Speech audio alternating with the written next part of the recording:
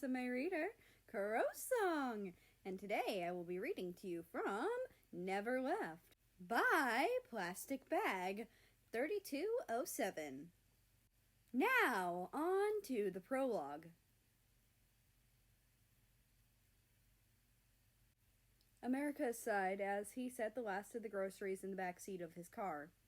He wished his boyfriend, Russia, could have been there with him, but then again, Russia was busy with other things. It didn't bother America that Russia took his job of running his country seriously. It was good, actually. The man was torn out of his thoughts when he heard another car drive by in the parking lot. He shook himself off and got into the driver's seat, and pulled out of the parking lot. There once was a bittersweet man, and they called him Lemon Boy.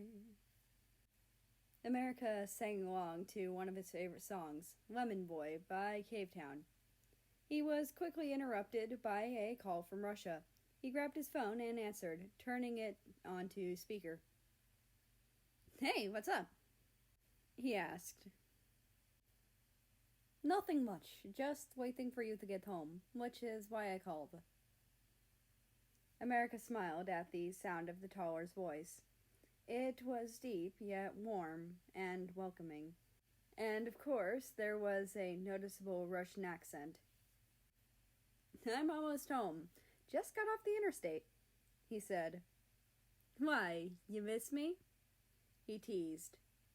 Even though he couldn't see it, he knew Russia well enough to imagine him rolling his eyes with a smile. "You know I always miss you, Mary. There isn't a moment where I don't think of you. Don't ever forget that I love you with all my heart," Russia said, wishing his boyfriend was there so he could kiss him and cuddle him. "I love you too, Risky," America said, a warm tone in his voice. "With all of my heart." "Hey, Mary," Russia said. He started to mentally prepare himself for what he had been planning for quite a while now. "Yes, Risky?" "Can we go out tonight?" Russia asked, trying not to sound nervous as he played with the little box he had in his large hands. "Sure, where do you want to go?" America asked. He and Russia haven't really actually been on a date in a while. "You know that the one block from the coffee shop we worked at when we were in college? On the corner?" "Oh, yeah, that place. Haven't been there in a while. It's that really nice one, right? The one with the really good steak?" America said, recalling a time that seemed like forever ago when he and Russia went there. It was the best steak America had ever eaten. That's the place," Russia said, walking upstairs to set out some nicer clothes to change into for later. "Okie dokie, love you, Risky. I'll see you at home." "Oh, fuck!" America slammed on his brakes as another car came barreling towards him. Russia burst into the hospital room, tears flowing from his eyes. America was laying on the hospital bed. His eyes were dull and his skin was pale. He was just staring at the wall until he noticed Russia. The taller man nearly leaped forward to try and comfort his lover. He leaned down, getting really close to America's face, just whispering sweet nothings. Shush, it's going to be okay. Please be okay." Russia felt another wave of tears well up in his eyes. He was so distraught that he didn't seem to notice the rest of America's family enter the room. Britain held his wife, France's hand in an attempt to comfort her. Canada just wanted to embrace his brother in a tight hug, but didn't, just because he wanted to give Russia some time with him, but also because he didn't want to hurt his big brother. After a few moments of Russia just enjoying America for a moment, everyone was given a chance to talk to the global superpower in a little privacy. They all knew that America's injuries were severe enough that the likelihood of him living was next to nothing.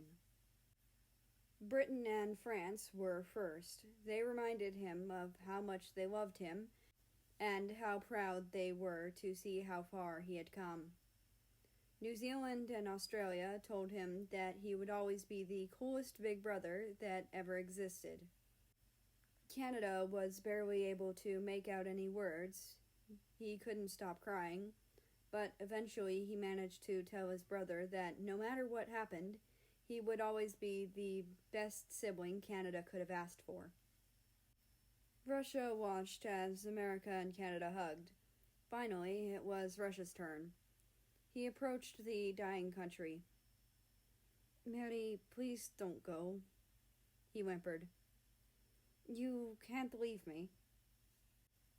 "Russia, I'm never going to leave you," America said, his voice surprisingly calm. Maybe it was only because of all the painkillers he was on. "You might not see me right away, but I'm there, I promise. You just have to look a little harder." This made Russia start bawling his eyes out, even more than he already was.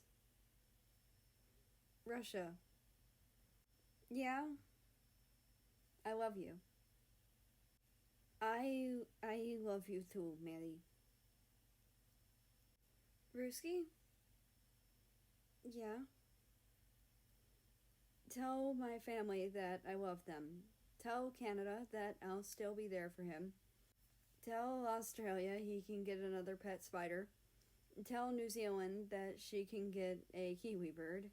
And most importantly, don't ever forget to tell yourself that I'll always be there for you, no matter what." America said, his voice raspy but firm.